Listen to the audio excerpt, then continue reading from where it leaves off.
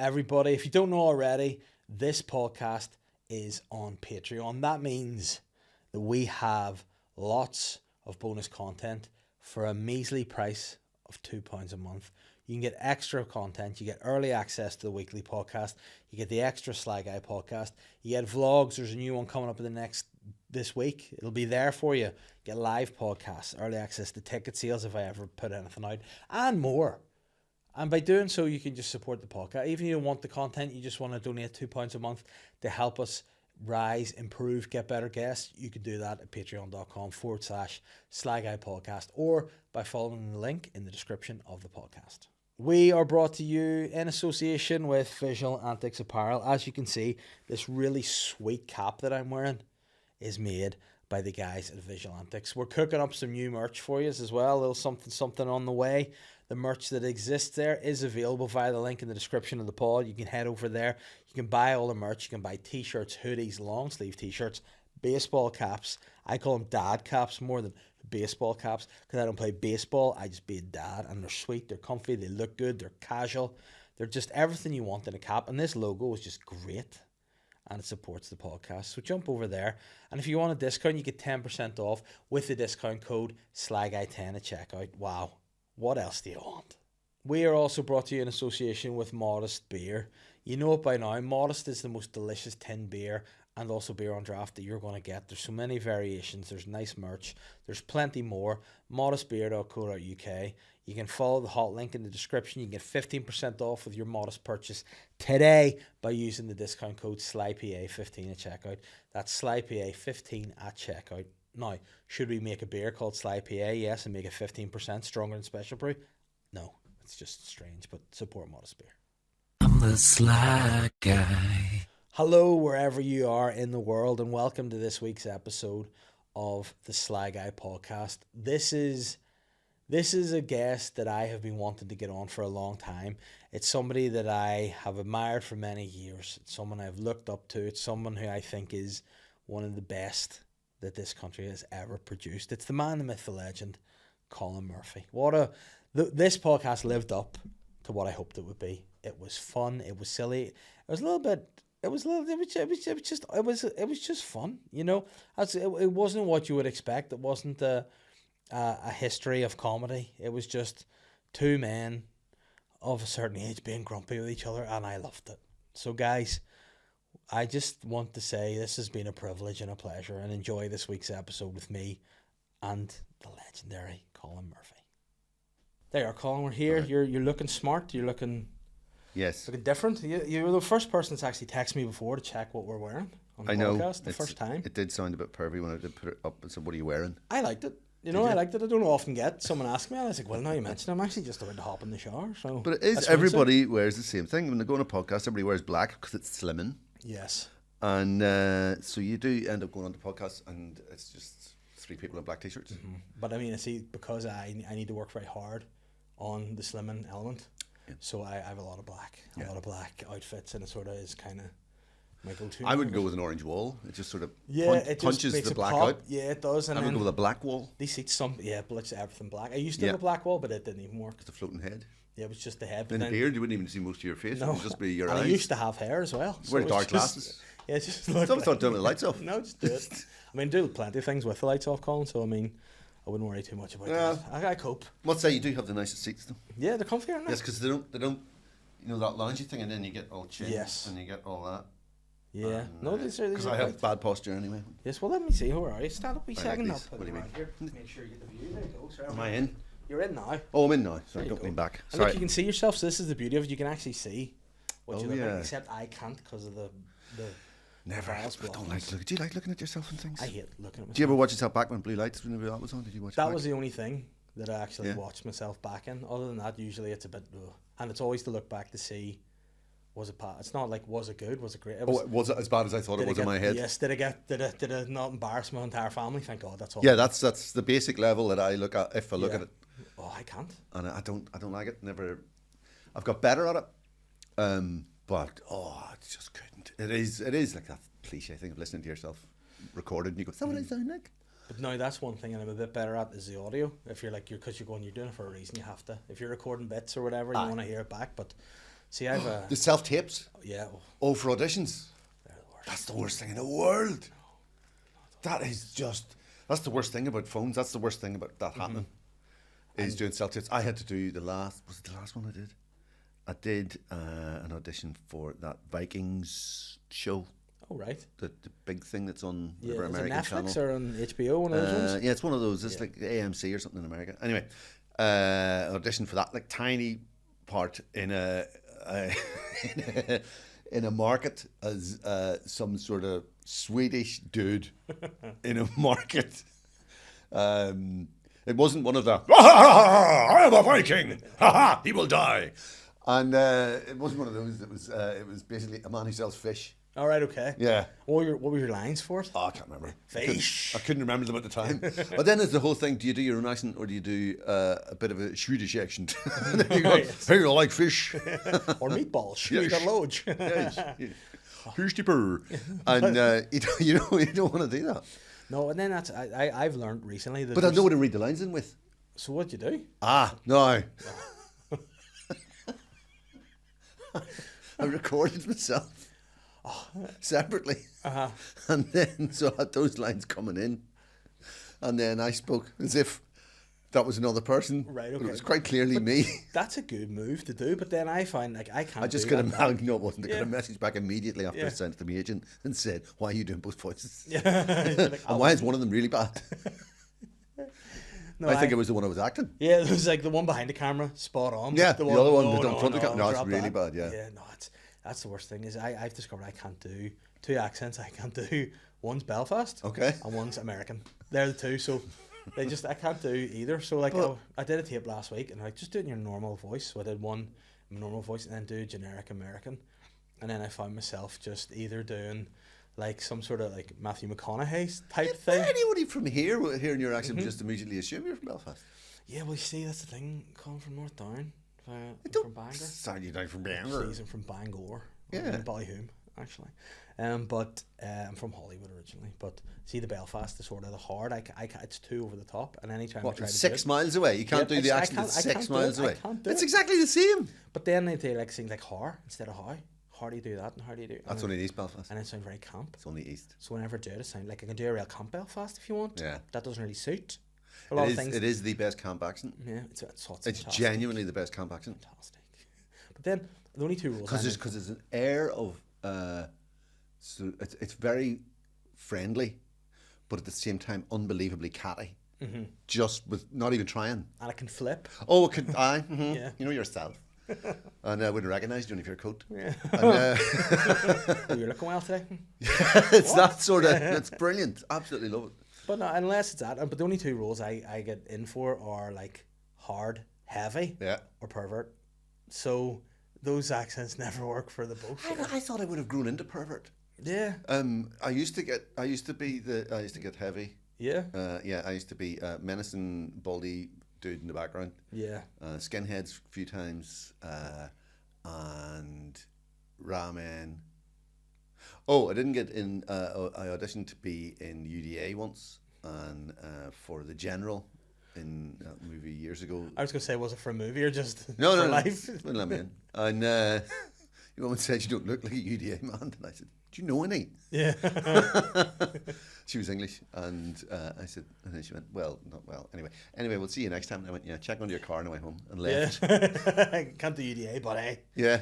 Oh no, I think that it's just a hard thing to put yourself in for, and like the amount of things I've been sitting maybe watching with Catherine, and then I'll be like, I auditioned for that role, and then you see someone else do it, you're like, I recognise that, because there was one actually, it was a line in Say Nothing, where there was a guy in a working men's club bar. They're having a meeting. I think it was Jerry Adams he was on the TV saying we're going to move from violence to into politics, and they were raging about it. And there's one guy came in, fucking isn't this? Jerry sold us down the river, that bastard.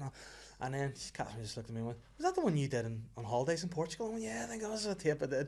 So we were all on holidays in Portugal, and to make another family and their kids, can you go out and play in the pool, please? And he closed the door. Do we do this for a minute? And it's like, for that. So you did that sunburn in. All sunburn, yeah, in a vest, you know. And I'm not the physique of a man that would be possible for someone in their ass, stereotypically. You know, I'm too big. I'm too chunky, I think. No. In the day, no. In the wee iron jumpers and all. No. Thin man. No. Perfect. Yeah. Yeah. Well, nowadays, yeah. Nowadays, I could, but yeah, didn't get it. And I was like, that would have been a nice wee role to be in. That. I was watching a film once, and a couple of glasses in, late night, flicked over RTE film on. I'm watching it, and I was going, I think I've seen this before. And then I'm in it. I didn't even know. And then I went, oh, there's me. Yeah. And I'm finished. I'm gone. Yeah. It was that. Yeah. They're all just melded into one. Yeah, They're all usually crap. That's the thing. Like seeing the now, it's nice that there's that kind of that side of things that you can do a wee bit different things other than stand up. Just, and I think that's kind of it's interesting. But like the I like range doing voiceovers. Yeah, I'm dying to do. Love doing voiceovers, and but they always want me to just do it in my own voice, and that really annoys me because I want to do it in voiceover voice. Yes, I'd love doing. I do them in the car when I'm driving along, and I just mimic the ones on the this week on sale. It's just in Harvey Norman we have the 25-inch. Nothing actually anymore. It's all 52-inch. 52-inch. Oh, my dad, he got a new TV this week. Oh, really? And it's too big for his sitting room. You're going, Dad, your eyes are like you don't. It's offensive. There's a house behind our house, and our garden's longish. Their garden's twice as long, and I can watch his TV from our house. And it's got Sky News on. I can nearly read what's happening on the news. Yeah, because whenever he got his on maybe Tuesday last week, and I popped around to collect the kids on Thursday, and he was sitting in his hall. I said, "What are you doing?" "Oh, I'm just watching TV." I was like, "I told you it's too big," so he's sitting in the hall watching the TV, and he still he's too stubborn to admit it's too big for his room. He's like, "Oh no, it means I can watch it out here as well, and keep an ear for the dog and the kids." And all. I'm like, "Okay." If you're watching something and some sort of sex scene comes on, that's too big. Yeah. If it's bigger than life size. Like, see if the sex scene is bigger than a normal person. No. It's problematic. Yeah. That's a problem. That's awkward for everybody. Even the people in the film should know that this is awkward. Yeah, they're probably like, there's a wee man that looks like he could be on top of us living. Like, Honey, I Shrunk the Kids too. I know my dad's like, he probably is watching a lot of that. Really? As well. Yeah, I would say. Well, no, not. I mean, can't watch on that TV anymore. That's too He's bad. Another TV for that. Yes, I'd say it's like a 25-inch one. But no, the best. I had a friend of mine who he was trying to. He had a bit of an issue with technology, a bit of where the world of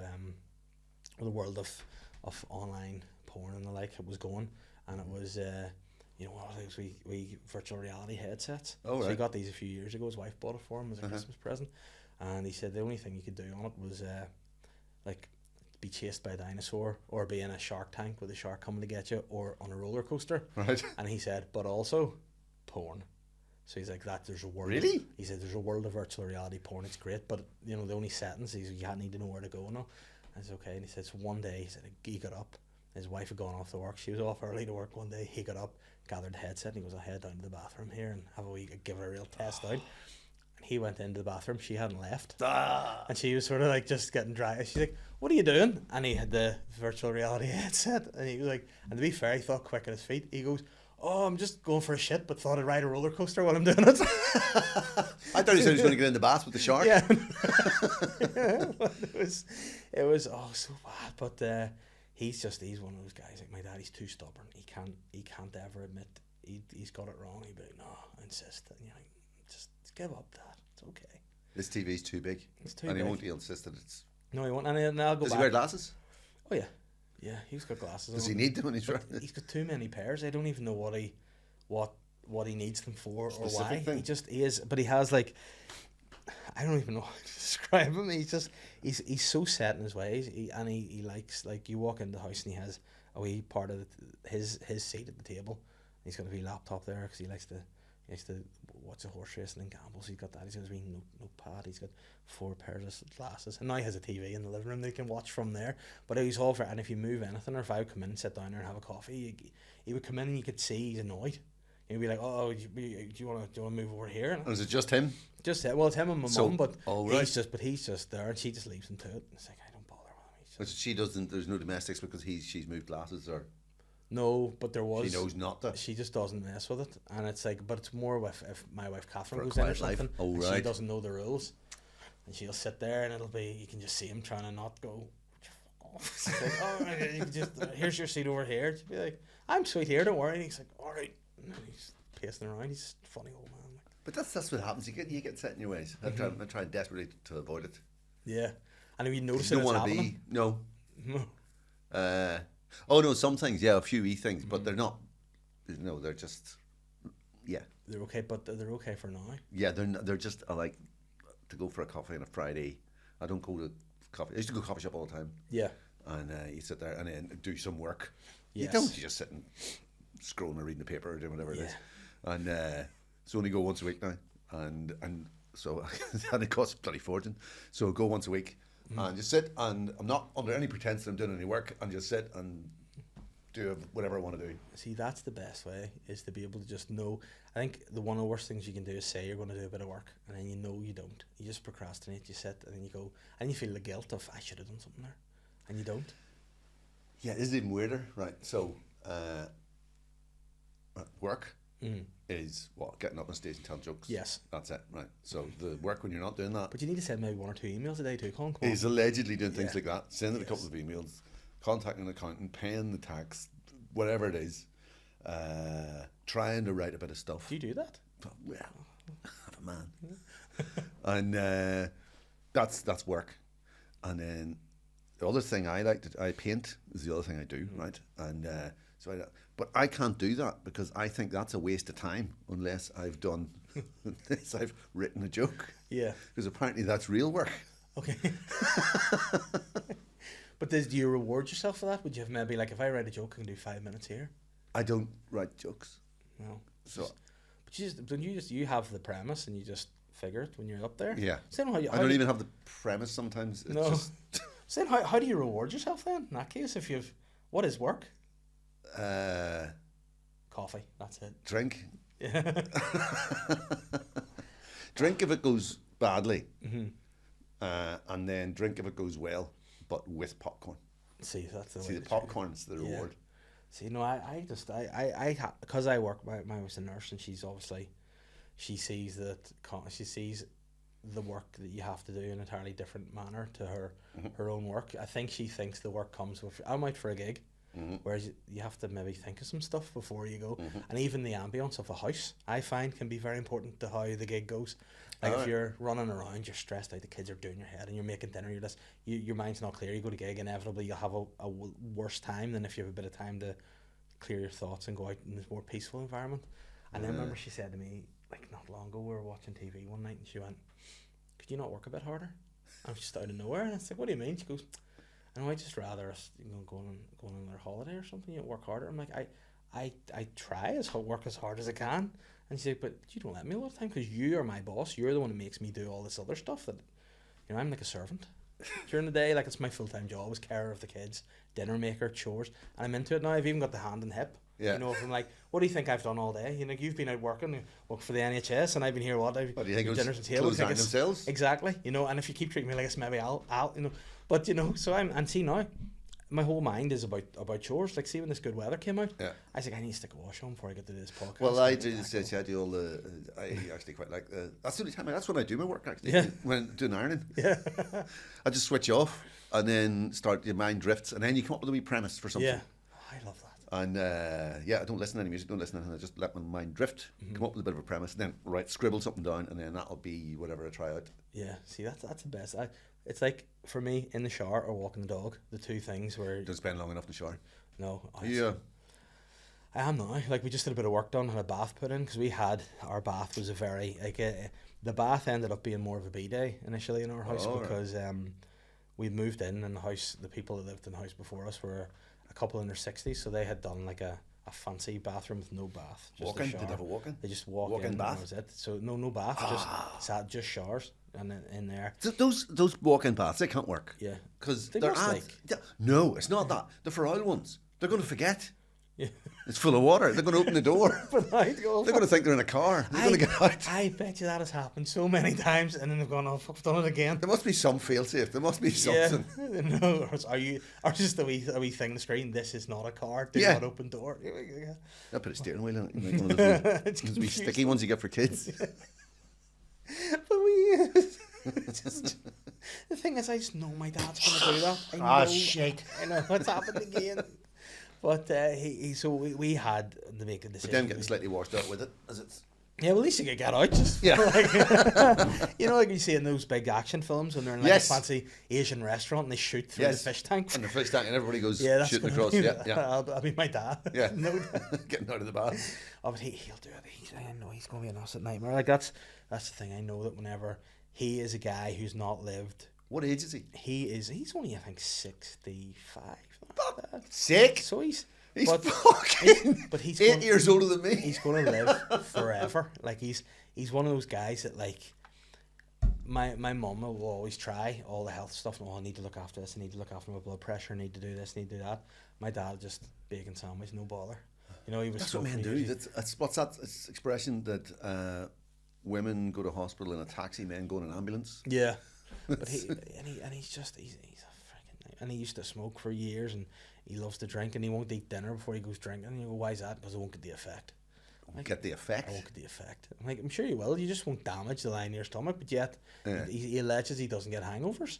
And it's like, and there's only recently that I realised, it's like, because whenever you go out drinking, you don't get up till like 2 PM. So that's why you don't get hangovers, you lazy bastard. He slept through it. But he just, and he goes, oh, I've never had hangovers. And I'm like, no, there's definitely been times. Like, I remember as a kid, like, there was a time he came home from somewhere and he found himself sleeping in the hall. Yeah. And I went out for a pee during the night and I saw my dad lying there. Yeah. And I got up, lifted and put a wee pillow under him, threw my blanket. I probably just covered his chest.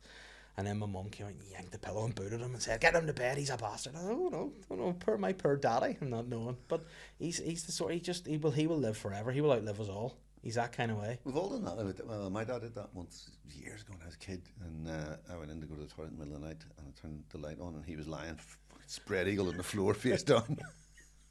You think he died as a kid? You're like, what? Oh, he snored his head off. I just go, oh, for fuck's sake. And I went back in the bed. Yeah. And then I heard the commotion later on. Oh, yeah, that was always the awkward one, wasn't it? Whenever, like, because they try to keep you out of it. There's whispering, shouting. Yeah. It's like when you've got a dog. Yeah. Do you have a pet dog? Yeah, I have a dog. When you've got a dog and you're cross, the dog senses the aggression and thinks it's its fault. Yeah. So you have to keep smiling the whole time. You're going, I fucking told you, don't be doing that out there.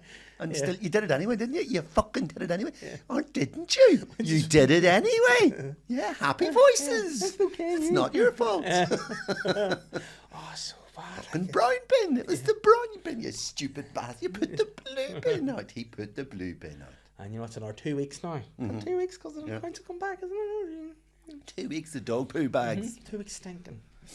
Well, they go in the black bin. They go in the black bin, yeah. You have to, because we're having work in the house at the minute, there's a skip out the front and there's someone dropping dog poo bags in our skip. Yeah. Don't like that. I'm on the watch out for them now. Oh no, I have done that. Why are you getting offended by that? But it's different when it's your own skip. Well, it's not your skip, you've rented it. But I'm paying for it to be. But they're still going to take it. Well, we'll see. It's principle. I like a straight argument, you know. I like a wee bit of aggro. Do you have a street WhatsApp group? There is one. I'm not in. There's two, I think. I'm not in either of them. I don't join. What is the splinter group? How's there two? What's that about? Well, it's just a second one started. I don't know why. I'm not in it. That's why I don't know. No, I try to avoid WhatsApp groups where I can. Yeah.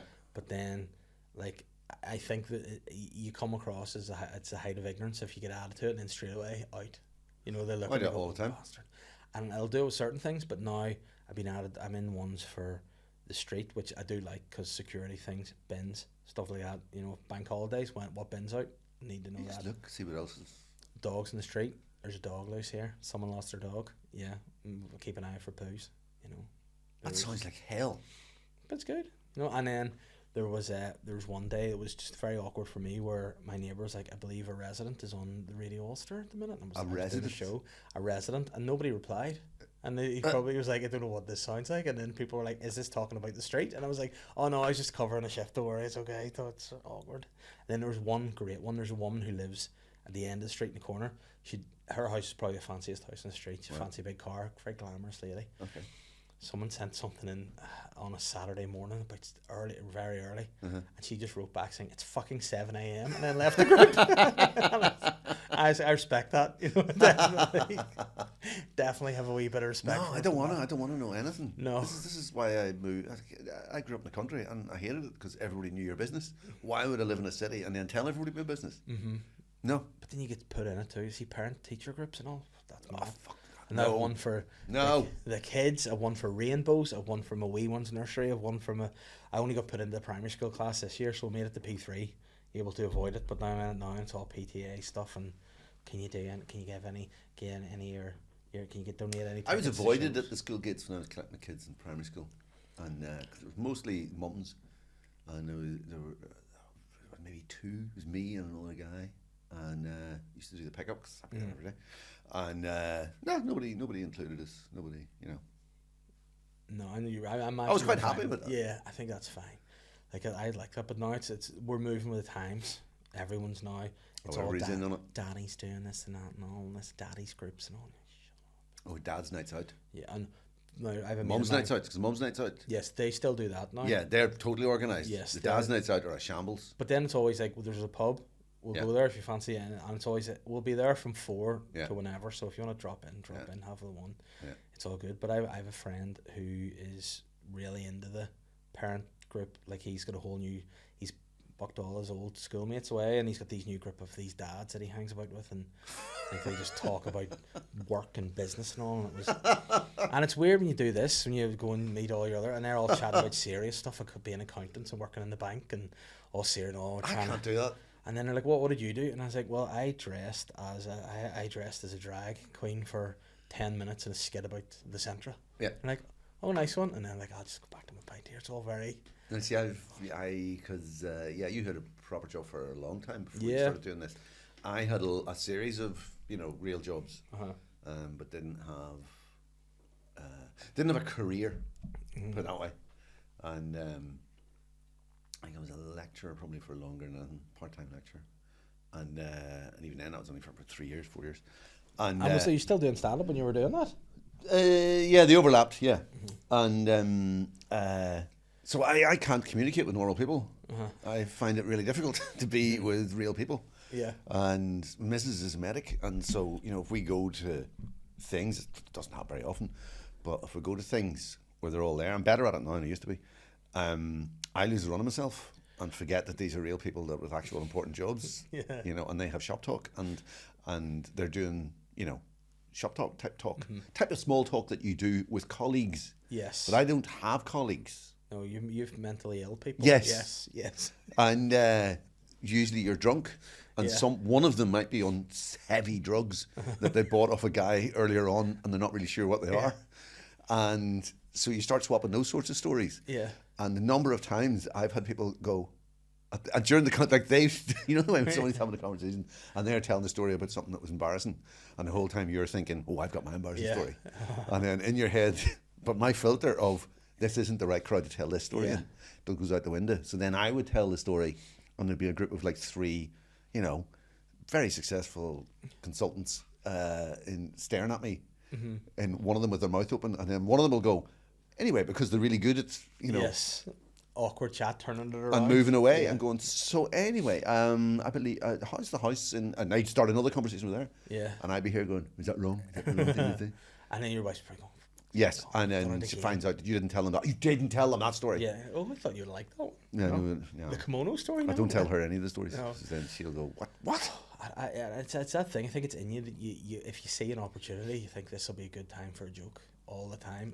Or a good story. Often, like the one that Catherine we always go back to is whenever we were in, it was just before we'd had Holly, this is the first kid that we had, and we've been in to see the midwife, and we're talking, and Catherine had to take a suppository to keep everything, to keep the baby in there, keep the uterus good and tight, and then it said like, right, it's coming into the last week, we're due next week, you need to move up suppositories. You need to now go to 2 suppositories a week instead of the 1. Yeah. And I said, just dead face, I was like, do I need to move up to 2 as well, or do I just need to stick to 1? And she just looked at me like, what? And she's like, why are you? And I went, oh, I'm only joking. And she just was like, okay. But like, you could see her trying to process, like, how physically is he doing this? Yes. And then Catherine just went, he thinks he's funny. And that's what she said, rather than he's a comedian, he's just joking. It's, he thinks he's funny. I'm sorry.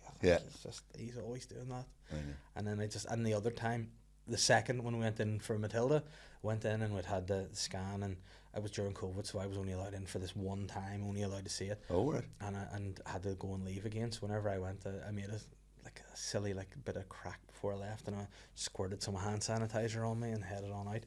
I got about 3 foot away from the door and realised it was just soap. So I go back in and go, sorry, can I just rinse this off? I was just lathering up. I was like, I can't go anywhere. And it's always, you always mean well, and then it's just always her going, I'm really sorry. Because she works in the hospital, a lot of them probably like, Catherine from Ward 16, who she's married to, it's very odd, so there's always that.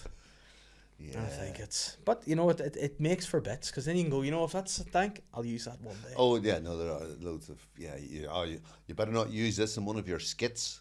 Oh, that's the favourite line, isn't it? Yeah, a classic. Or you driver. Can use this in one of your skits. You go, no, because it's shit. Yeah, it's not funny. It's just you being a prick. Yeah, you love this. My uncle murdered 7 people. Use that one of your skits. Like that. Yeah, the old classic. I know. You better not be talking about me in your next skit. Oh, no worries. No, I think you're safe. You boring bastards. Yeah, no, you're good. But it is one of those things. And again, the most awkward one you get is tells a joke. Well, it's not really. That's not what I kind of do. More like build up a wee story, and he's like, must be shite then. Yeah, probably. Yeah. Thanks. Well, you tell me a joke. I never remember jokes. That's what I always say. Yeah. I never remember jokes. All right, what are you doing then? Fuck off. Yeah. Be like, I'll tell you what, I'll tell you a joke. I'll do my craft for free if you drive me where I'm going for free. Deal? Oh, if it's a taxi driver and people say, what do? You go, oh, they say, I know your face. You go, I'm an MOT inspector. Yeah. Fucking silence for the rest of the journey. But I don't like to use taxis anymore, please. Yeah. I don't go out. I live in my house. I just sit. I live to be grumpy. That's what I do. I just sit and I wait. Oh no, I'm not grumpy. I'm happy. I'm really happy at home. Yeah. Oh, I love being at home. I know. Being at home is the best thing in the world. It is. And see, when you leave, you want to just get back. Yeah. It's great. That's it. And you just total homebody. Have you always been, or has it been something that's happened more since COVID? I know a lot of people have gone, I don't need to go anywhere now. No, see, I know I never liked nightclubs or things like that. Hated them. That is a visual that I could never imagine you in a nightclub. No. Could just... No. But would you ever do things like that with your wife, for talk's sake, where there's something she really wants to do, but in your heart you're going to hate it, but you do it because she wants to do it, and you have to just be... And he's like, would you tell your face would you smile, did you have fun? And you're sort of going, well, I hate this, but I'm doing it for you, and you're sitting there. No. Or the pint, no. No. I fuck her. If there was, she wouldn't invite me because she knows it'll be a pain in the hole. Yeah. So, no, there's no. She doesn't like nightclubs either, so that helps. Mm-hmm. But I think we used to go to a brilliant one. No, I wasn't at a nightclub, and it was the Crescent Disco used to be called in the Crescent Arts Centre. Oh yeah. And used to have this carry-out disco. When it was the Arts Centre. When it was the Arts Centre, and it was dingy as get out, and you bring a carry-out with you, and so there's no bar, just bring a carry-out, and made a bar used to DJ, and it was bonged full of people pissed after Lavery's. Oh, nice. And it was brilliant. Best night in the world. Mm-hmm. Friday night, hammered, just dancing around with a load of cans. Fucking class. That's what I called a nightclub. Yeah, that was good.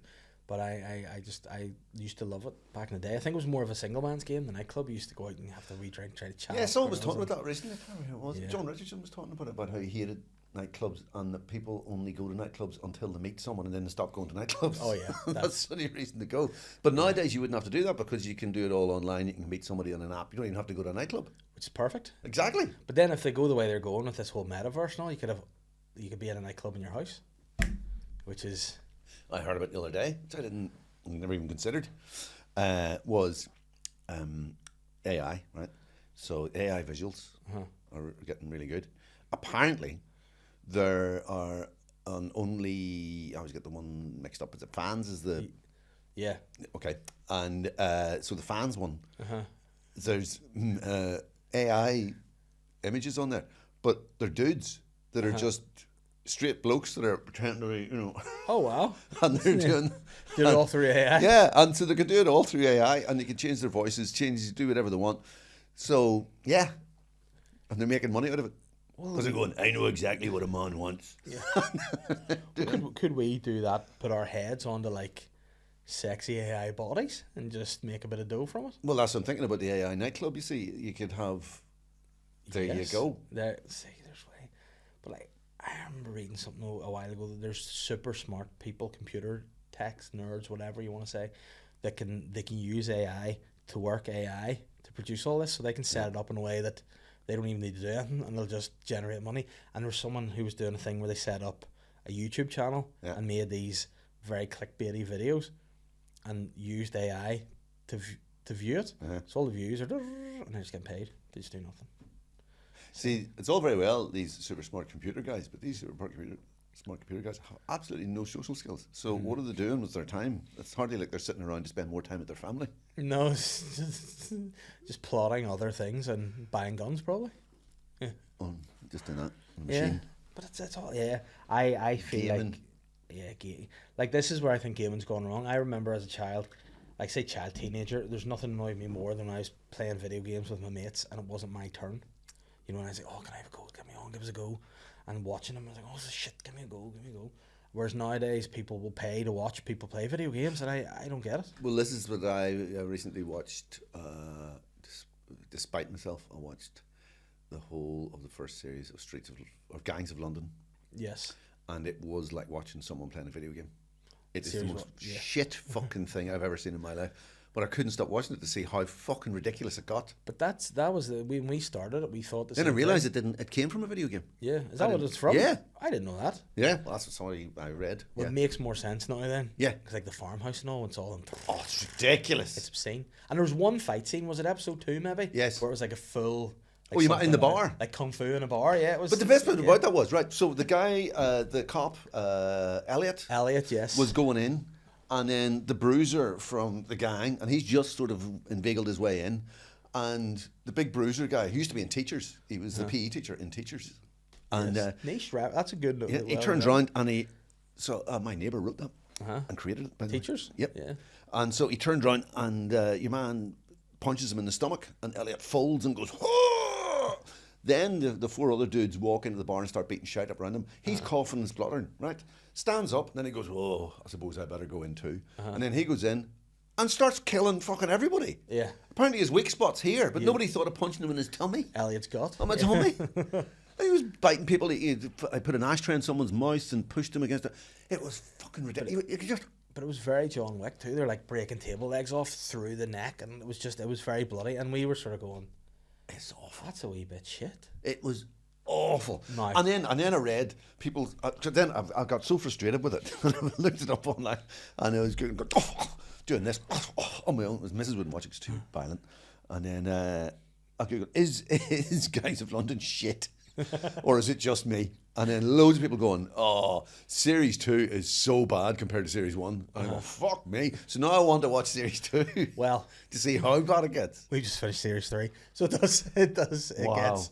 But then like you lose, see, but Hate watching. I think that's what it's but called, then isn't it? I don't know. I like it because it is ridiculous. Like we stuck with it. The first couple we were like, and then when that bar fight happened, I was like, I can't leave this now. And the dialogue and everything about it is shit. And the cast are really good. Yeah. But they're just wasted. Yeah, but it gets weirder in series 3. Is your man Tim McInerney? Is he in the next series? Which one's he?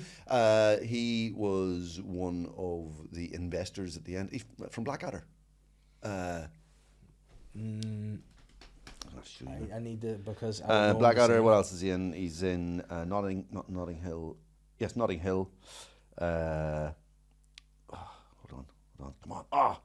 What do you call the other man who's in it?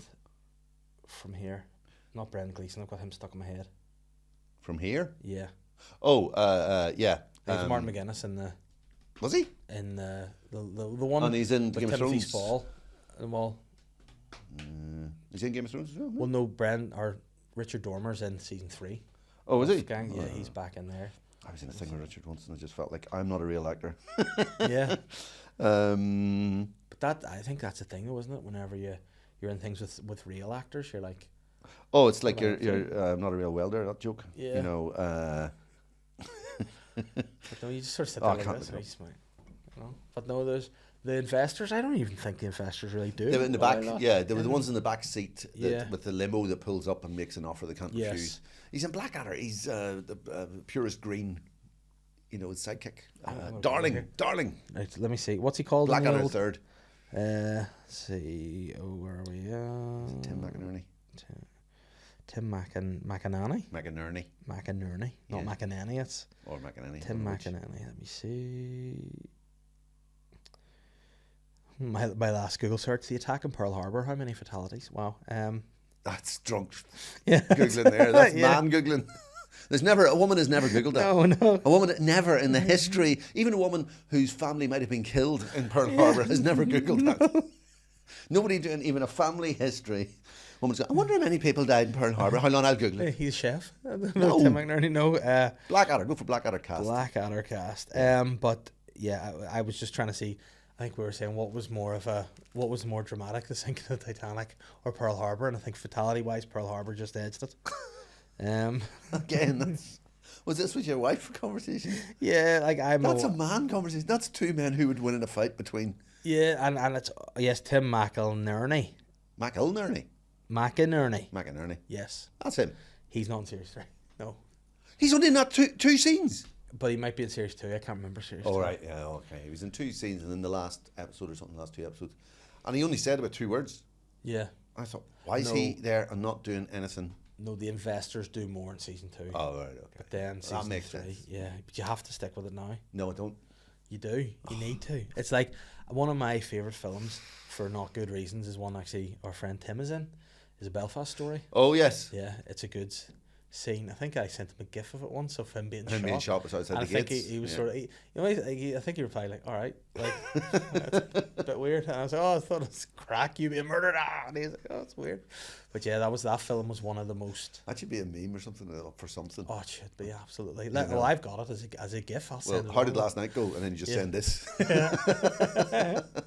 Oh, but it was something. But there's a bit. Have you seen it? No. If you liked the ridiculousness of season 1 Yeah. of Gangs of London, you should watch A Belfast Story. Okay. Because they have like IRA men say as like a horror style protagonist. Okay. So they're a gang, but they've always got the balaclavas on, the outfits Always? on, whenever they're doing something Eating they shouldn't be doing. cornettos or something. Near enough. There's one where they get a guy, Yeah. but they poison him in a chippy. Because So- they're well known for doing that. So what they do, they put the mask on, the gloves are on, they sneak in, you actually see like the gloved hand putting a bit of poison on On a chippy. fish supper? But you're going, everyone's going to see that, because you know if a chip shop works, everyone's going to be doing, Where's he got gloves on? I know, it doesn't taste as nice without the stuff under the nails. You know, he's in, She allergic to just the vinegar or guy's something? handed it over, you see the hand reach it over, and he's like, What's the person in the chippy? It's Yeah. handed so they give it like over. Darth Vader's working in Yes, the chippy. and it's like they just see this guy sneak in, poisons the chips, For supper. and, he goes, and then he went, it's too ridiculous. Yeah. Fucking hell. Never knew it was that. Yes, here's your supper. But I just found that's That was more Sean ridiculous. Connery. Yeah, sure. Yeah, here's your supper and a closed fist for a minute. Fish supper. No, speaking of actors, Val Kilmer. passed Oh, away aye, this week. yeah. He was only young too, 65. 65. That Very day. young, very young. Yeah, that's Big it. life ahead of him. That's how I know I'm getting older. I'm going, fuck, that's only young, 65. 65 is no age at all, you know. And then It's very sudden. it is often Very terrible. sudden. But then he's one of those guys you see, you go, oh, he's been fucked for a while, hasn't he? You know, he's not been the best. God love him. Him in what was it, in the Durs, is what I used to call it. Oh yes, when he was old Jim Morrison. Yeah. I remember coming out of Queen's when the Queen's used to have a poster sale at the beginning of the term. And it ran on for years and years and years. And this was like in the 90s. It was coming out of the Student Union. And the poster sale was on in the Mandela Hall downstairs. And these two girls were coming out. And what did you get? And a couple of college girls up in the country boy. And what did you get? She says, I got a big poster Van Morrison. And she says, oh, really? Yeah. And he says, Van Morrison? Big picture of Van Morrison. Oh, he's gorgeous. He's all topless in it. And he's all out like that's here. And he's leather trousers and everything. That sounds disgusting. Then she went, oh, no, Jim Morrison. I would love to see the idea of the band. With the beads around his neck. And the cravat still. And a Stetson on. His man boobs. Yeah. Oh, have you ever seen him without the gear on? What do you mean? Like without his hat and his glasses and his scarf? I saw him in a coffee shop one day and he looked like the Penguin from Batman. I was like, oh, there he is. And he's very small. In real life. Oh, he is, yeah. I met him once, but I can't talk about it. And, he's also very litigious. Yeah, and dangerous. Yeah. Yeah, very dangerous. Robin Swan is dangerous. That voice was very, very dangerous. Yeah, no, I'm not a fan of his music at all. No. In the slightest. See, it's one of those things that my mum and dad didn't like him. My Aunt Anne would have been very into music, but they said she went to the concert because he spent the whole time with his back to the audience. Oh, he does that, yeah. Big shite, and I never liked him since. So then I never listened to any of his music, and that's happened. My dad would take a dislike to somebody for some reason, going, "Oh, we're not listening to them," and you hear the music years later, and go, "They were great," like the Rolling Stones. Oh yeah. My dad was like, "Oh." Why do you take a dislike? I think he said that he wasn't sure about Mick Jagger. Yeah, he doesn't like Mick Hucknall either because he supports Man United. Yeah, it is. And but yeah, he's like, I don't know about him. I said, what do you not know? I don't know. It's just something about him. All right, never listen to music. I got sort of into my teens and I was like, I'll try. This is great. What are you doing? He goes, nah, I don't like him. Mick Hucknall supports Man United. Can't like somebody because of that. Yeah, all right, Dad. I would take again people for reasons like that. I've just said something there that reminded me of something else. There was a guy I used to know was a DJ in Limerick, and he was doing a student night, club night in the university, and this boy came up proper, boy from the country, boy. Yeah. And he comes up and he says, "Here, have you any Rage Against the Machine, boy?" And he thought he said, "What?" He says, "Rage Against the Machine, boy. Put it on." It's that thing you would imagine people like that. Yeah. From there, boys not in the back horse of Mayo or tractor Rage Against the Machine. Out in their tractors, fucking pissed off. Raging. Fight the power, boy. A guard said that to me once down in Cork. Fight the power? I pulled up a checkpoint and just a random middle of the afternoon checking for insurance, and I was on the telly. It was an RTE at the time, and he said hello to me by name, and then asked for my license. Yeah, he said, "Colin, have you got your license on you?" And I said, "Oh, actually, no. I'm in my wife's car. I normally have it. I'm sorry." And he says, "Did that exactly that with the hat?" "Colin, no." And he leans in the roof of the car, boy. He says, "You know, it's an offence to be driving without your license on you. You know, next time." And then he went, "On you go." Then as I drove off, he hit the roof of the car and he went, "Fight the power, boy!" And I looked in the rearview mirror and he stands like this and just there. And then turned around and waves the next car up. Yeah. Oh, he sounds like one of the good ones. Oh, that's brilliant. Oh, but he's the type of boy that give you a kick. Yeah, that's what you need sometimes. Yeah. But I got speeding points recently for speeding. I was in my mum's car. And but did you not get the option of the exam? No, because I got that the previous time, but I never go over anything anymore because I've learned a lesson. So I did mine recently. I did the test. But what annoyed me, I had to send my license off to get the points put on, and when I got it sent back to me, obviously my real name is on the license, which is David. That's my. But when I got the wee letter back, handwritten Dave Elliott on it, I was like, "You've seen me somewhere," and it's made me a wee bit uneasy. Yeah. To know that I'm a criminal. Is it like when football teams win trophies, they get a star? Do you get that with your points? Yes, I actually have a couple of them on my shirt. I've got a couple, so I've got 6 now, which is six terrible, But now 3 out of the 6, which again, why not just have 1 and 1? Like 6 sounds horrendous when you only that's only 2 offences. Well, 3 technically because I did the speeding, the course. Were they both speeding? One was a dirty bastard move. One was they got me coming from Bangor to Hollywood, where it goes from 50 to 40, and I was doing 45. In a 40 as I was slowing down into the... I got caught like that going to do a gig in Bangor. On the way under the underpass? They're dirty bastards. That's where he was? That's where the speed dips from, I think, goes 60, 40, 30. Yes. And like, yeah. And I was caught there and I was stinking. Running a wee bit late. and there were cops there because Mo Molam was at the gig, and I was doing support for Kilty years and years and years ago, and so the place was covered in cops. This whole peace process was going on.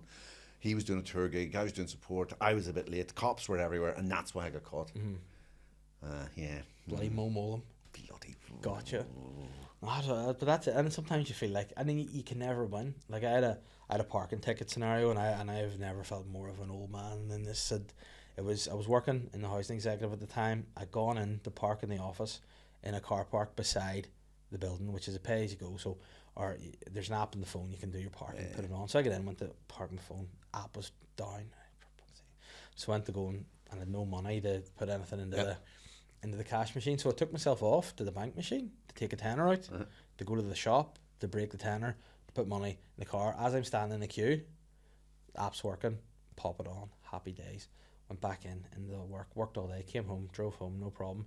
Letter in the post, they hit you with the thing. There was not even a ticket on the car. And then the time, whatever the time scale, must have been within 3 minutes of me walking away from the car. Yeah, and I was like, I've paid all day. I've paid for the parking all day, but in that 3 minutes, they're like, no, he didn't. And I sent them everything off, all the receipts, all of this, and they're like, no, and they didn't give me back. And then it was like, you can come to court to fight it. And at that point, Catherine had to say, you just pay it and give it up. And I was like, but if it's the principle, if they can take us for this, they can take us for anything, Catherine. And then I can't defend you or my kids, and I'm no man at all. And she went, and then this was the deleted scene. But then she emasculated me completely at the end. She went, you know what, do you want me to just pay it? And I'll do it. I'll do it. And the amount of time she's done that to me, do you want me to just do it? And that's her sign of going, do it. Deleted scene, Gangs of London. Yeah, Gangs of London. And that's where it all started. So they had to just it all got worse. Got away their tickets, but no, you need to watch series 2 and 3 just to. I don't know. I think I can actually, because it is type of utter crap that. Couple of drinks and. But that's the thing. It's that sort of you don't have to be super focused on it. See, I can't watch any of these films. I can't watch. You mentioned that John Wick stuff. I can't watch any of that sort. I can't watch any action films. And they're making all these action films now because they're selling them in China, so there's no dialogue. Yeah. So as long as there's as much action as possible. What was the one that they were doing? The last Bond one? No. The John McCain oven chips. What do you call it? The last. Michael Caine? No. Samurai? Tom Cruise? Die Hard. The last Die Hard that they made was virtually the first 25 minutes of it. There's no dialogue in it. It's just a massive car chase, all sorts of chase. I don't know what I'm supposed to do as an adult when I'm watching that. Yeah. Because I know this is all fake. Yeah. I'm like, I'm not a 9-year-old boy. I'm not going, If you're an adult doing that, you need a fucking kick in the head. Or probably you had a kick in the head. That's why you're behaving like that. Yeah. But I just sit watching it like it. Yeah. Then you don't suspend your belief and then go, you know what? They can know. This guy. This is why I can't watch. See this? Yes, Ghostbusters. I can't watch any that. Anything with a dragon in it can fuck off. Yeah. Game of Thrones, no interest. But then it's got a fucking dragon in it. I'm not a 9-year-old boy. But I was the same. I can't listen to music. Just talk about taking against things. I used to any prog rock stuff. Couldn't listen to it because it had a dragon on the cover. Anything Meatloaf, fuck off. Just dragon Dio? on the cover. You can't have any Dio at all. No. Dragon on the but cover. Do you know that's why he got sacked from Wales? Can't go anywhere near it. Yeah, just fuck them. It's got a whale. Fucking dragon on the flag. Yeah, but it's fair. But Dio was sacked from Black Sabbath because he wouldn't stop writing about mystical stuff, and they were like, "Could you stop doing that?" Yeah, you heavy prick. Next song was like, "No, this one's called The Pot from the Wizard's Cave." And yeah, like, no, get the fuck out. Yeah, he's always going on quest. Like, well, here's your quest. Do you know what, mate? Get out. Yeah, we've had enough of your fucking hippie shit. Bring back Ozzy. Yeah, fucking snowblind. That's what we want. Songs about pigs in war. Bloody Yanks. Yeah. But that was. I never knew that's what he wrote stuff about. Oh, that's good. I was right then in my choice. Yeah, I just took against it. I just saw all the hippie shit. I'm like, no, I'm not doing that crap. Yeah, but no, I was not a Game of Thrones fan at all. And then, do you not get into it? Go back to the beginning again. Do you not get auditioned? No. Did you not? You see, no. But it was before I was really probably doing any of that. You didn't need to do anything. You could just be an extra. But then apparently, we know people that were in it, and because they had the beard and were a physique and they were in. Yeah, but then apparently it was very cold. You don't want to do it. I don't like being cold. I like to be home in comforts, you know. Well, I don't like to be out in the marshes all day freezing. Marshes? Yeah. And then you go in the big wet furs and you're out there and all, and you're... Alright. I fancy it. I'd rather be like, you know, one of the main guys. But then... What, indoors? Yes, inside. Just Yeah. I'd be one of the... There's Sex plenty scenes? You'd be good for sex scenes? Yes. As a eunuch. Yeah. I could be just there, being like, "What is this?" Watching it. I'm one of the eunuch bald guys in the background, you know, like Littlefinger and co. I could be one of those. Are there bold eunuchs? Oh, there's eunuchs in Game of Thrones, yeah. Oh, are there? Yeah, eunuchs. Being a eunuch's coming back, like it's coming into fashion. There's Getting your yeah, nads whacked apparently off. so. There's a guy called the Eunuch Maker who's arrested not long ago. Guy, to be fair, if they do a biopic of him, looks exactly like me. So yeah, I listened to a true crime podcast about that last week. This guy, apparently there's a... Voluntarily the eunuch maker? Well, yes, he would do it, and then he would offer the services to people. Now, I don't think he's got any medical training. I think he just sticks elastic bands around it. And then... An enthusiastic amateur? Yes, absolutely. Yeah, hobbyist. Old school, like do you do with sheep? Yes. Apparently that's the technique he goes for. Now, what he was... Fuck, that takes weeks. But that's what they do. A few weeks later, come in, nip them off. Aye, but they're gonna be smelly. Yeah, but those guys, if they're into getting it off, they're in for the pain. In for a penny, in for a pound with it, really. But he double-crossed somebody as well. He said to someone, can you do it to me? Can I get somebody in to lob mine off? And he goes, I'll give you 500 quid to do it. And the guy's like, dead on, no problem. Go in, he came in, he said he'd pay this guy to do it, and he cut it off. And then afterwards, I'm not paying you. And he goes, well, I'm going to go to the police. And he goes, what are you going to tell them? He's like, you came cut my dick off, you know, and he's like, yeah, shit, you got me, you know. So he's slick it as well as everything else. The eunuch maker. He's not going to fall for that again. He's wanting the money up front next time. Yeah, I was going to say, yeah. But then he started offering boys money. He would pay them, and then because he set up a whole website. Apparently, there's 10,000 people on this website all wanting to watch. Do you know what? Madness. I think if you want to do that, go for it, because that means those people will never breed. Yeah. I'm quite happy about that. Yeah. They do not have offspring. Yeah, it's like if their line dies out, that's excellent. It's good for a lot of people. That is good for humanity, I think. Because like and then if they're in the same group of like friends, but it's like, what if they've had children? My dad's a eunuch. You know what I mean? It's like, was your dad? He's a eunuch. Yeah, eunuch. Oh, he's good at it. He's only new. Like he's still working it out. Yeah, he's figuring it out. Apprentice eunuch. But then a lot of people, the dudes afterwards, were like, "Listen, this isn't really setting too well. It's a bit. I need antibiotics. It's been infected. I don't think." Yeah, you would take an amateur. Yeah, an elastic band. But it was a fun podcast to listen to. You don't want to go to like a hospital and we're going to have to take your leg off. How you doing it? Yeah. He gets an elastic band. He starts double wrapping it around your leg. Oh, that was another thing he did as well. What? Same fella, some other fella was like, "I'd like to keep my privates if that's cool, but I'm looking at this leg." And he goes dead on, so he stuck him for 8 hours in dry ice with his leg, and then he had to go to hospital and they had to cut it off because he had wrecked his leg. Madness.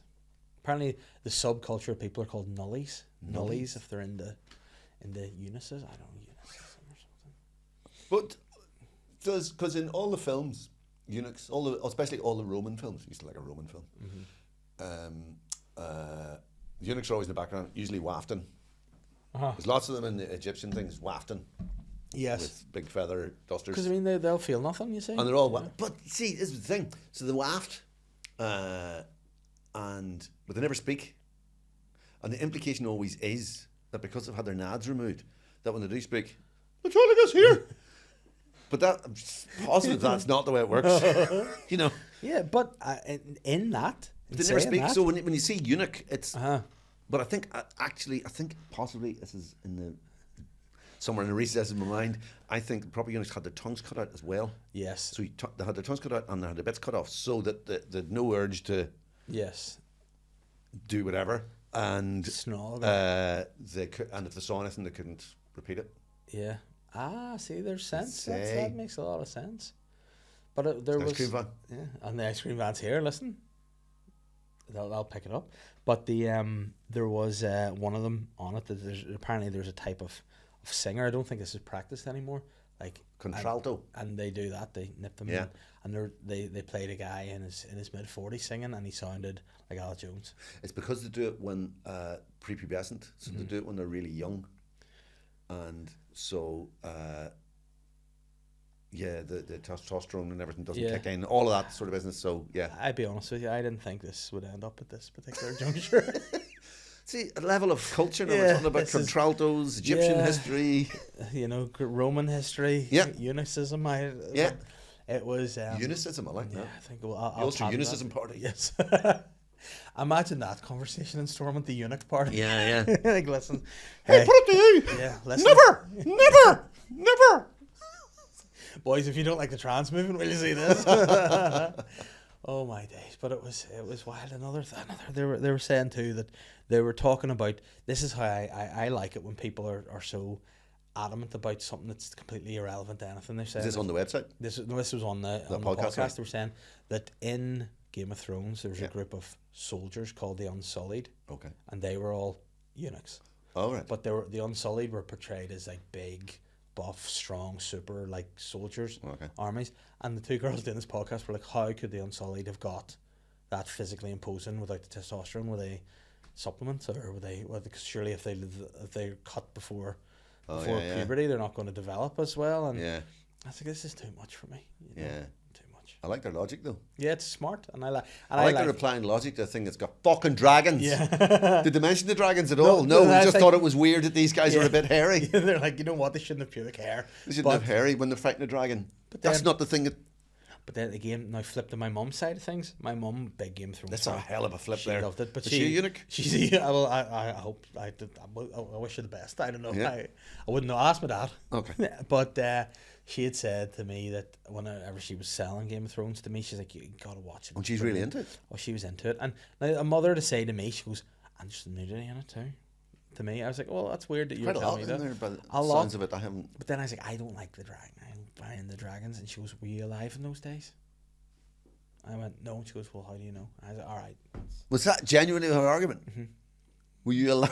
I was like, no, I wasn't. And she goes, well, what do you know? I went, all right, fair enough. I'll give it a go. I'll give it a try. Can't argue with history. No, that's it. And then she goes, there were dinosaurs, weren't there? I was like, I know, but they could have breathed fire. No one knows. I'm like, I just don't think they could. But But then I watched it, and I got into it a bit. I enjoyed it. It was good. And then House of the Dragon itself was a good show as well. I'd love to be in that, especially in the next series as a eunuch. That's my new dream, to be in. They're still making these things. Yes, they're not making them here anymore. There's not, no. Apparently the tour isn't as popular as it used to be. There in the Empire compound, you get regularly get people in who are over from England to go to the studio tour. Uh-huh. And the most recent ones were two women from somewhere in the north of England, and I said, well, how was it? And said, oh, we're good, yeah, enjoyed it, yeah, very good. We'd all placed it ourselves. And I went, what do you mean? I said, we no one there. No one? I said, no. So on the bus out, it was just the two of them. The bus that says the whole... Yeah. Oh, no. Down the A1. All the way to the Banbridge. Yeah. And just the two of them on the bus picked up and then back on again and up the road again. Oh dear. Well, I mean, I would love that. That would be a good day for me. See if it's just me and Kat. Oh, it'd be great. No other people. Can't have people. Not a big fan of people. That'd be nice. Yeah, no, I'm not a big either. No. Am I improving? I'm not really. No. I get frustrated. Yeah. And wind up with them. No, we went to Auschwitz. Would recommend. A couple of weeks ago, actually, about a month ago, we were there, and that was the whole purpose of the trip, when we go see Auschwitz, obviously, and then the next day we went on a trip to Zakopane, and we fancy mountainy town. Okay. And we went with this guy to take us, and he pick us up, deliver us, and then on the back there was a group of people from USL, and they were in the back, and they had all the the Stone Island gear on, all the everywhere to be seen. Yeah. We picked them up at 7:30, and the guy was already drinking Towns. Oh. And you're going, and it's just, and on the way there, and then we went to a spa and all the day, and he was there. And on the way home, and you're on this tour with them. Yeah, and they were sort of about it because we went up the mountains, and then we were brought to a spa, and you just don't like it. I mean, you can hear them all talking in the background. One of them's like Paul Gascoigne. He's absolutely gargled. He's when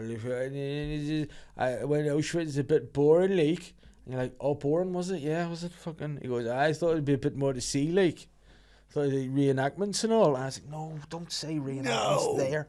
And then we're just getting home, and you know when you're tired, you're fed up, you've been out all day, and then one of the women goes, "Can you pull over, mate? I need a pish."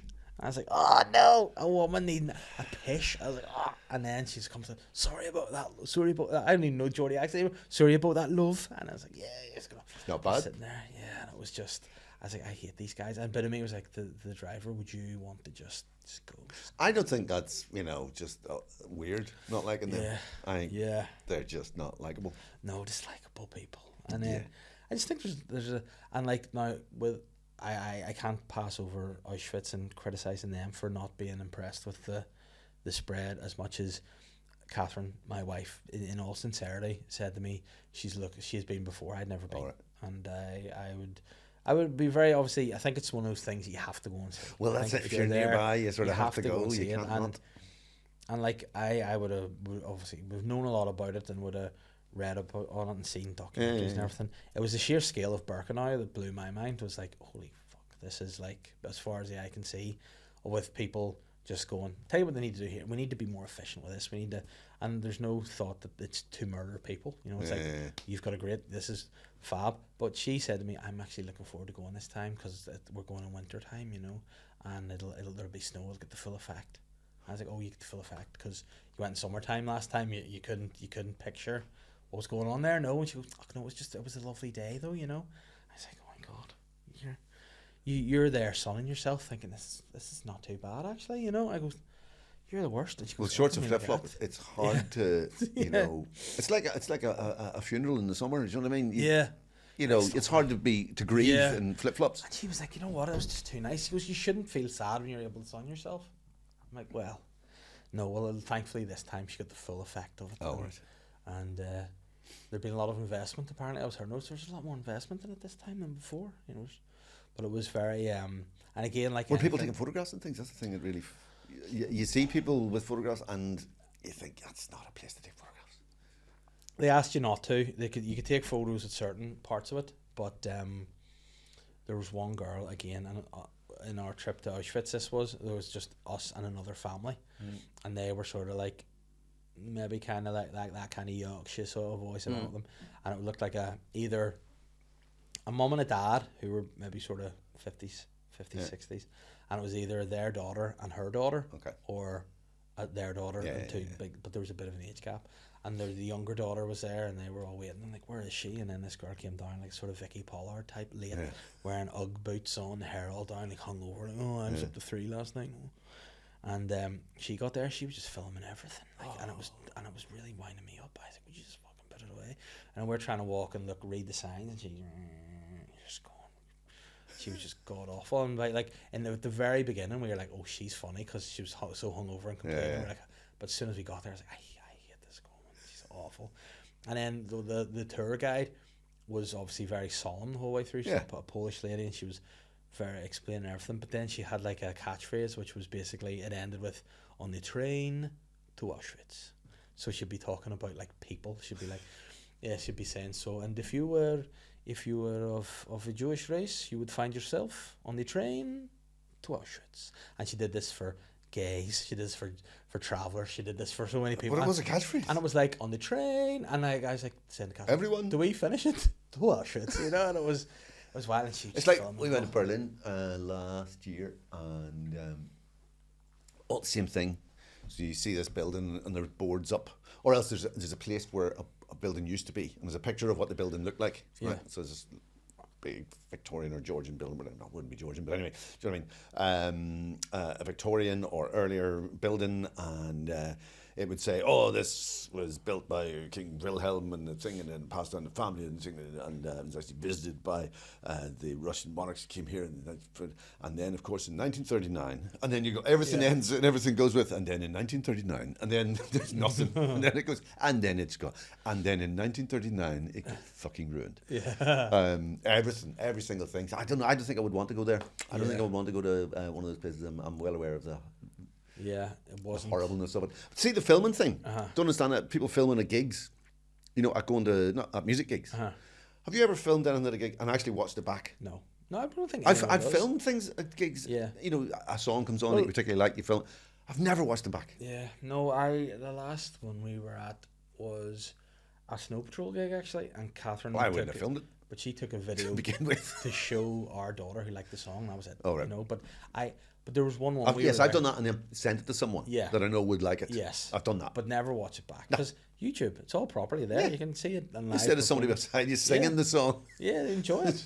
there's some atonal fucker beside you. That's I want. But that was what happened to us. Were there. We were in the middle of. It was in the Odyssey, and there was a woman behind Catherine who was, and she was filming it, but like her arms were almost, like Catherine's head was almost under her arms. Yes. And she was just singing, "Let's waste time chasing," and we're like, "Let's go stand at the back, will we?" And we ended up just going and actually going home early because we're like, you know what, we'll avoid the traffic. We'll get the road here. I had a bunch of women beside. We went to see Pet Shop Boys in the Odyssey, and that looked brilliant. It I only was saw brilliant. it whenever it was out. And I was absolutely gutted. brilliant. I know. I went. I new songs, but never owned any albums or anything. And I couldn't get over how good it was. And behind us there was a load of women, drunk, fairness to them, and but all from West Belfast. And of course, West End girls. Come on, that's not the lyrics they sang at the top of their voice. West Belfast girls. It's just you're going to do this the whole time, aren't you? Yeah, you are. You just turn. Do you know what? You're going to do it in between all the other songs as well, aren't you? Yes, you are. You should just turn around and then sometimes you're better off dead. And then he's left. But no, that's another thing. Again, my dad, big fan of it. So he wasn't sure on Mick Hucknall, or Mick Jagger, sorry, not sure on him. But and by that I think he meant, he I'm not sure on him. But yet, big favourite bands at the time, Pet Shop Boys, Erasure, London Boys. I'm like, Dad, I think you're... I think that he wasn't sure that Mick was gay enough. Yeah, I don't think so. That's not enough. But Erasure, loved He's sitting there going, that boy needs to come out. Yeah, and another one, UB40. That's another band he loved back in the day. I like UB40. I like Ska, but I didn't like UB40. But yeah, Erasure, brilliant. I saw them in Electric Picnic. They were absolutely unbelievable. Yeah, they opened for Robbie Williams, actually. I saw them. Catherine, big Robbie Williams fan. She said she'd leave me for him, and I was like, oh, terrible. Really? But yeah. Still? Does she think that? I don't Even when he's know into the aliens and all now? Yeah, I think it's the mullet and all too. I think he does not fan. Oh, has he got a mullet now? Yeah, it's not good look. He's aged all right, isn't he? But you know what? He looks naturally. He looks his age. He hasn't had any. Yeah, I think that's where you have to draw. Like, would you get any? Of that? Oh no! Like people would say to me, "Would you not get a hair transplant?" No. It's too late. If you have to. The minute your hair starts going, you have to get it. Yeah, but I also think they now look like a wig. Like John Travolta wearing a wig looks like a hair transplant now. Yeah. So if I wanted, but if I were to fix anything, I'd fix your teeth, I think, but not the turkey teeth, just straighten that. Easy enough. Expensive, easy enough. Yeah, but I think, you know what? I think I'm happy to be old and miserable. I'm looking forward. You're not old. What age are you? 38. I'm still riding into the. I'm looking forward to it. I'm looking forward to being. I can't wait. I'm 57 in 2 weeks. Well, next week. This goes out. Yeah, next week. Yeah. So this will be, we'll call it Happy Birthday, Colin. Weirdly, same day as Hitler. There you go. That's a nice So, circular thing. Same birthday as the Fuhrer? Yeah. There you go. That's like I don't even know. I don't think I share my birthday with anyone. Oh, you do. Never look that up. Let's see. Look it up. Say let me see. Who do I? Weirdly enough, Tim McInerney. No. It's 16th. Let me see. 16th of September is my birthday. If anyone wants to buy me any presents. But no, both my grannies were born on 31st of October, so both. Really? Halloween. Oh, David Copperfield and BB King. There you go. There you go. What else do you want? BB King and David Copperfield. Yeah, BB King. Yeah. Well, they're quite good. Speaking of that, and obviously BB King was a musical icon, but I can't help. There was a guy I used to work with years ago. A fella from the West, and apparently he had a mate of his who a lot of different kids from a lot of different women, and they called him BB King. And I was like, the Burback King. So it always sticks with me anytime I hear the name BB King. I think of him. Boom, boom, boom, boom. That's just him. What a legacy! I have a few questions for you, and then we'll go out and enjoy the day. Yeah. Because when we're recording this is just it's a beautiful day. In a wee dark room. I know. It's awful miserable, isn't it? Yeah. Like, it looks nice here because you got the lights and everything, but behind the camera, it's. I'm sitting like a weirdo. Yeah. Anyway. Let me see. Oh, it's my silly face. Let me see. Okay. One of this. Neil says, Okay. oh, it's appropriate actually. Given Who's the Neil? touch, Neil's just one of the question answers. right. It's just Neil. It's not Neil Delamere. He's All asked right, the yeah, I question. was wondering. Yeah, it's given the touch of sun. Maybe it might be. Might be. It's just Neil. Given the touch of sun we're getting at the minute, Okay. will you guys be out, tops off, slamming tins in your local park? What is that obsession? It is an obsession. Just tops off? Yeah, no, that and the students, and they still do it, and they've always done it, taking the sofa out of the house in the Holy Land and putting it out the front of the house in the terrace street, and then everybody sitting with cans drinking. Yeah. It's always been the thing though, hasn't it? Hot day, sun out, love it. But that, yeah. But it's the obsession with we'll have to drink immediately. Yeah. Sun's out, I have to drink. Yeah. You're going, fuck, you're It's driving the hot. bus at least. Yeah. You know? But it dehydrates you, you have to I hydrate know, yourself. I've never understood. No, I wouldn't be. Number one, tops off, not happening. Yeah. Nobody's seeing these nips. I do bottoms off. Do you? Yeah, I keep the top on. But Top on? Yeah, bottoms off. Oh, that's nice. Yeah, a bit different. Yeah, just keep it Very fresh. continental. Keep Yeah. it fresh. Nobody really spots it immediately. No, they're like, what's this? Oh, he's a eunuch guy. Yeah, isn't he? yeah, It's yeah, no yeah, worries, yeah. it's No fine. pants, just Yeah. completely Everything. naked from the Yeah. waist down. Correct. Well, Shoes on, socks. socks. Shoes, socks and shoes on. Socks and shoes You don't want to get wee scalps in your feet. Like, in the nip from there to there. Yes, correct. Yeah, keep the ring. Aye. But to me, they were always the best. They were the best days. Whenever I was just finished uni and I was still living in just off of Lisburn Road with my mates, and we come home from work and it was a nice day. We'd be like, "Oh, nip to the pub, and yeah, let's do it." And then it just turned out to be they were glorious days. I met someone up at Lisburn Road yesterday, and it was just bringing it all back, driving up on a nice sunny day. I'm like, what I would give to just be pub crawl into town. Oh, it's brilliant. Nothing stopping you. Well, true, yeah. Yeah. But then it's consequence. Is my Well, problem, you have to know. live with them. You have to Can't. make excuses. You know, Kids, where's dad? Oh, he's drunk again. he's in a park. Yeah, topless. Drinking. He's sitting on a sofa in See, there is Israeli Street. Or That's obviously some kid that sent that in as well, because when you hit an age, like, all right, you're not even 40 doing it, you get away with it. I'm in my 50s. If I do that, people start ringing social services. Do you know what I mean? Who am I going to go drinking with? It's going to be other fellas my age. as well- And then I look like I'm homeless. yeah, but then if you don't have any sunglasses on, you're squinting out there and you're walking around topless with a tin. People be like, "It's action." With a coat on. Yeah, just getting a bit of a ray. Blue bag. Yeah. Sitting around. Glue. Great days. But And, when it's a nice day, do you ever paint outside? Would that be something you would? No. Would you ever paint scenery? no. Not even a day like today. No, but I've that's no beautiful. interest in green. No. And no, can't be bothered with that. And what do you do when it's a nice day? Do you like it, or you just go, "I'll just still stay inside"? Yeah. It's nice out there, but I'm better off in Yeah. I like running, but you can't run when it's too hot. here. Yeah.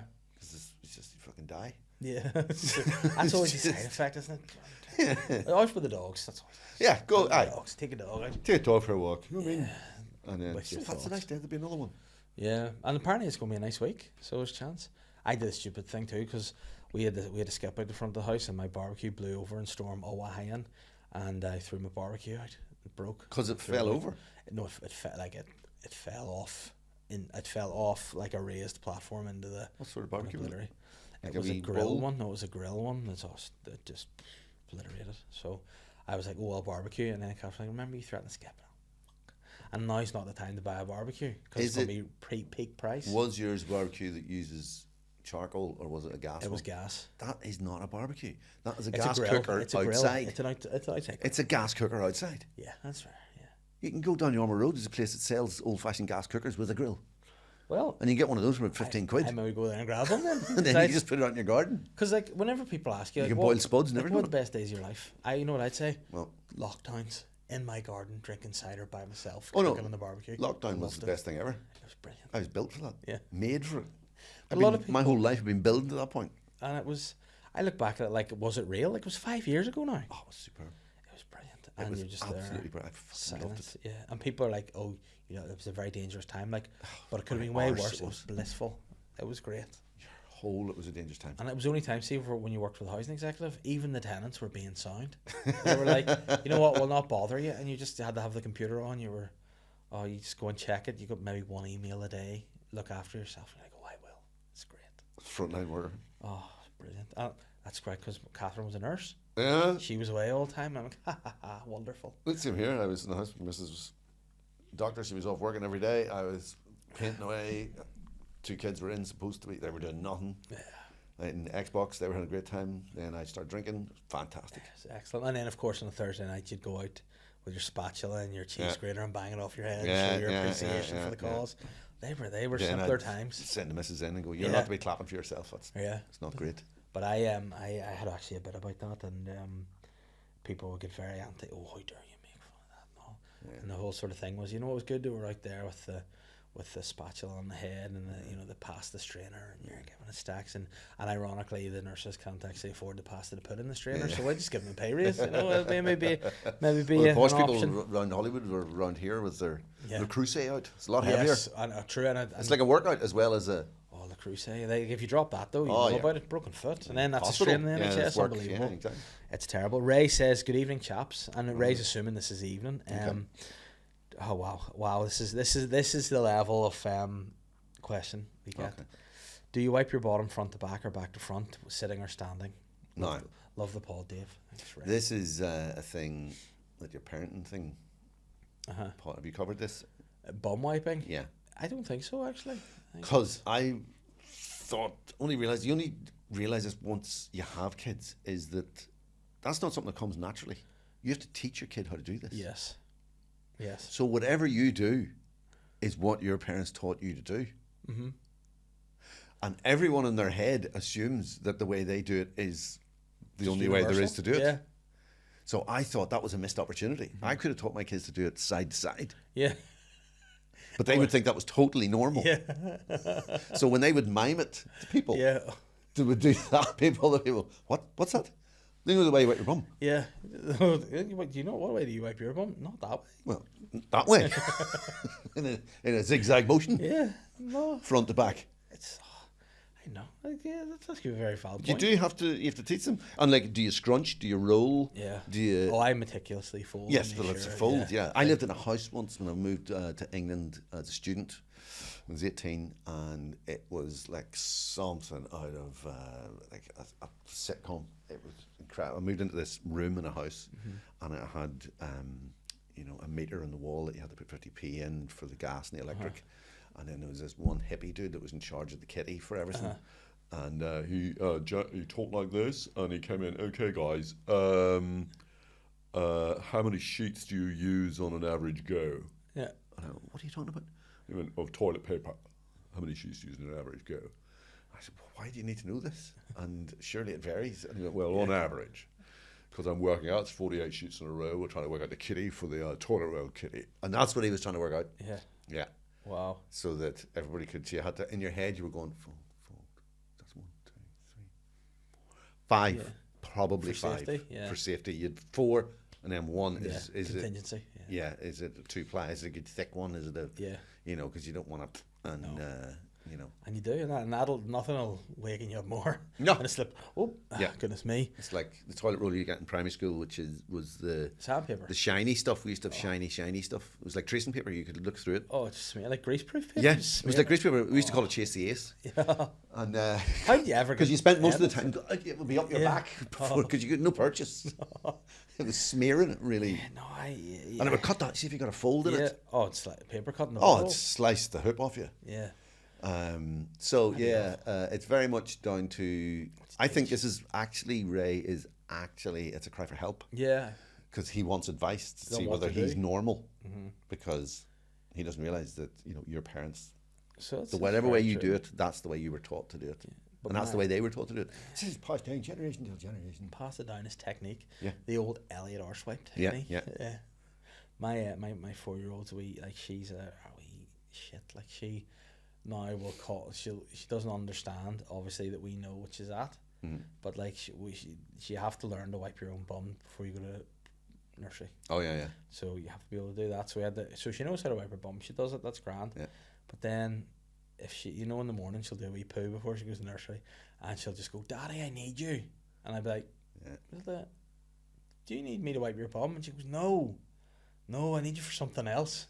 And then we'll laugh, and I'll go, "Okay, what is it?" And I'll walk up, and she'll go, "Only joking, will you wipe my bum?" and it's become a thing every time. Like, "Okay, let's go," because he goes, "You just do it quicker than me." And I'm like, "Yeah, And But that's the thing is, whenever you're in a rush with the kids and you're trying to do that, it gets to the point where you go, that'll do. Yes. You know, it's not totally clean, no, but it's clean enough. But then whenever you're doing the washing, you're like, oh, I didn't do a good job. Yeah, I know. Dear. And then the other day, I had taken myself off to the toilet and I was sitting minding my own business out of the way, and then Catherine was running the bath upstairs and Holly was in that toilet upstairs, and she said to Matilda, the wee one, she's like, oh, I need a toilet, and we were like, of course you do, because obviously your sister's toilet. She goes away downstairs to the toilet. She didn't know why I was in it. And she came running down, nothing on, just about to go into the bath, and she opened the door and, oh no, Daddy. And I went, what? She goes, oh, I really need the toilet. And I went, I'll just be a wee second, you don't really need to do it. And she goes, I do, look, there's a poo in my hand. And she had actually tried to stop it. I was like, okay, well, I guess we're going to have to really hurry things up here. That's my mate of mine. His kids were wee. You know, they have the bath and blah blah blah. So he has the bath water after them, and throws a bit of hot in it. And so he threw a bit of hot in it, juiced it up with a bit of suds, and he's lying in the bath up to. He's like, oh, like that, and this thing starts bumping against his chin.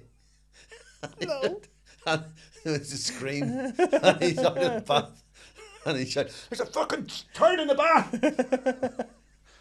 Yeah, he's floating around. Oh, his missus could not stop laughing. Couldn't stop laughing. No. Imagine as well, you're so vulnerable in the bath. You're so relaxed. You can't get away from it. Like, no. And the bubbles and the Mr. Matey. Fucking My day. Oh, that's awful. Yeah. Wee floater. Oh, they're stinking kids are the worst. Oh. Aren't they? I was going to have a bath tonight now, but I'm frightened. You're going to check through the bubbles. Yeah, There's no bubbles in the bath tonight. There's no bubbles in the bath. No. Philip has said, would Colin fancy a role in Blue Lights? Would you be? I'd love to be in Blue Lights. Yeah. Yes, I would like to be a cop in Blue Lights. Yeah. I've never been a cop. I've always been the criminal. Yes. In things. Yeah. I've been in a courtroom thing. I was a judge in a thing recently, or a magistrate in a thing. And but yeah, usually I'm the other end of it. I've never had a gun in something. Yeah. Yeah. It's like a gun. I'm always fighting. See, every single thing I've done actually, I've been fighting in. Yeah. Or been beaten up, one or other, just like life. And that's it, isn't it? Life is just one big fight. And I used to get beaten up all the time, like in real life, genuinely, like constantly. Yeah. So that's why you get it. Yeah. This guy is a natural at this. I know how to get beaten up. Yeah. I know how to take a punch. But yeah, I love being Blue Lights. Great. Yeah. Well, I mean, they've got series 4, so. No mission. But I'd be some old fella. I like to die in something. That's one I'd like to play. Like to get killed. Oh, would you? I'd like to get killed in something. Yeah, just for a bit of crack. Yeah. Yeah, it's like Tim in Belfast Story. Yeah. But again, he's got that soft, the feathered hair just shaking around everywhere. Oh, yours could be in slow mo though. Yeah. Like Gangs of London, just when my head explodes. Yeah. Oh, there was something in this season that was just, some of the deaths were just. They were like, how can we make it more ridiculous? And they went, say no more, we will do it. So just on that before, there's one last question, but before we do, how do you like acting? Do you enjoy it, or do you like, how do you sort of nothing more? No. What did I do? I went to see something the other night. I went to QFT and saw the Dr. Strangelove, the thing on. So you're watching the cinema. It's a theatre in the cinema, and Steve Coogan was in it, and so you're watching the stage play and then afterwards I thought, how did I ever do a play? Like, how did I ever remember a script? The idea of it now is terrifying. Oh yeah. The idea of learning the whole script. I can't learn anything. I can't learn scenes even for like tapes. Anything I've ever done is half a dozen lines and that's it, and I still balls it up. There's too much pressure. It's crews and other actors and the costing money, and as soon as I know that, then that's it. I'm fucked. No, I had a small role in something that's coming out soon, and I had to play a taxi driver. Yeah. Because I had auditioned for the role as a drug guy, a possessive boyfriend. He's a drug man. Yeah. And like the feedback came back saying you did a great audition, but it just wasn't really believable that you would be a drug addict. Yeah. I was like, what are you trying to say? It's like you just, I think maybe you had the intensity of of the character. The drug? However, it was the heroin. Yeah. Really? Yes. So they were like, you don't really have the. So they said like you had the intensity of it, but you didn't have the physique. Yeah. I went, okay, but if you want to be a taxi driver in it, you can just. I went, okay, I'll do that. Yeah. So we were shooting I had to do a couple of days. So doing like in the taxi scenes, just on a back of a truck going around Belfast all night. It was a lot of fun. And then the next night I'd come back in and do the actual scene of me driving the taxi down to pick them up. So it's actually just outside the Merchant, so I'm driving down there. And I was all fine. And to my knowledge, it was an exterior shot. Yeah. They were just doing that. So they had to get the stunt person to put the car in place, and I just had to drive it and stop and then get out. Stunt man moves it back, you drive. So first take, like, well, we need to do this because the street's open. We're only able to close it to shoot, so we need maybe maximum 2 or 3 goes at this. No problem. First one, drive in, perfect. The door opens, he throws someone in the car, and I go, "Do you order a cab, mate?" Like that. And then you just hear from me walkie-talkie, "Dave, the mics are on here, pick this up, can you redo that?" And I walked out, and the director was like, "You fucking idiot. Order a cab, mate." And he's like, you fucked it. So then the next time I just again said nothing, or like, I'll do this, wrap it up. And like, but you just, when someone's looking at you, like, oh no, you fucking stupid. I had to do this. The last one I did, it was a magistrate reading out a verdict, and oh my god, the fucking charge, like the whole thing was really technical language, and it was all medical language. Yeah. And I was reading through, and I was going, why can't I just fucking write this down? Yeah. And they said, oh no, you can't write it down. But the magistrate will be reading it off a piece of paper. That's the way it works. Yes. So I texted a relation who is an actual fucking solicitor and a barrister, as well. Another member of the family is a barrister. My wife's family, not mine. And I said, what happens here? And it says, oh no, the magistrate just reads it off. They're not a legal person. They don't know what they're doing. They just, and they wouldn't let me do it. So I had to fluff it up over and over and over. I swear to God, it was... That would have really pissed me off. Yeah. And I was getting angry with myself, and I'd swear at myself.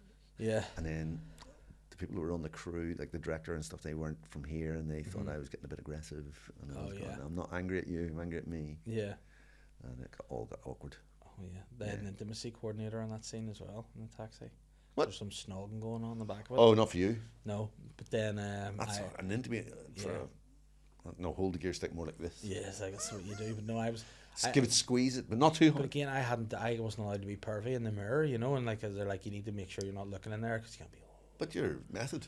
Exactly. I'm like normal taxi That's the driver. way a normal taxi driver would be. The guy set the camera on it and then stick it on Twitter. Exactly. There you go. Release the footage. Last question. Connor has asked, has Colin ever broken 20 minutes for a 5k park run? No. No. Not a mission. No. Of breaking 20 minutes for a 5k park run. Do you do a park run, do you? Yeah. Where's your park? Up at Queen's, up in Malone. Oh, yes. The Dub. Yes. Up there. Yes. I used to have that's where it was my student house there at the back. Oh, right. Strummel's Gardens. Oh, That was yeah. where that was a good old time. Well, up there. Yeah. But I do different ones as well, but mostly that one. No, 22:23 is my PB. The record. Yeah. Oh, I don't think I'd probably be happy with like an hour or something. Do right way,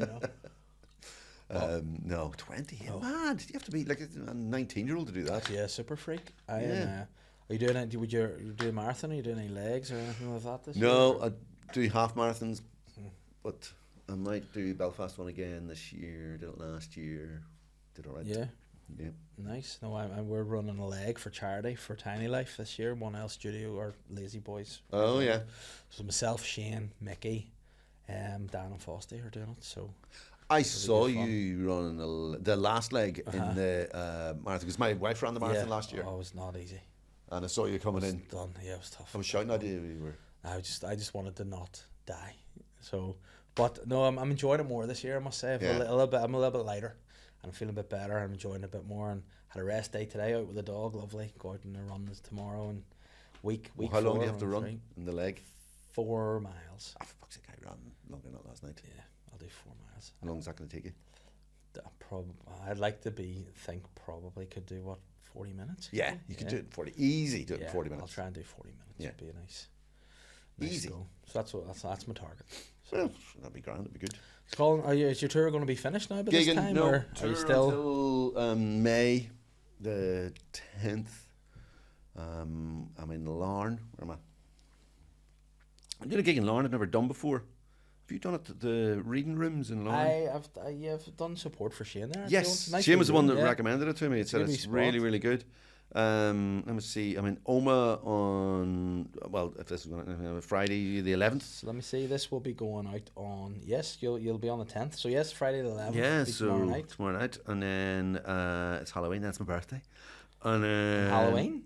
No, Halloween. Sorry, Easter. You can tell I am an atheist.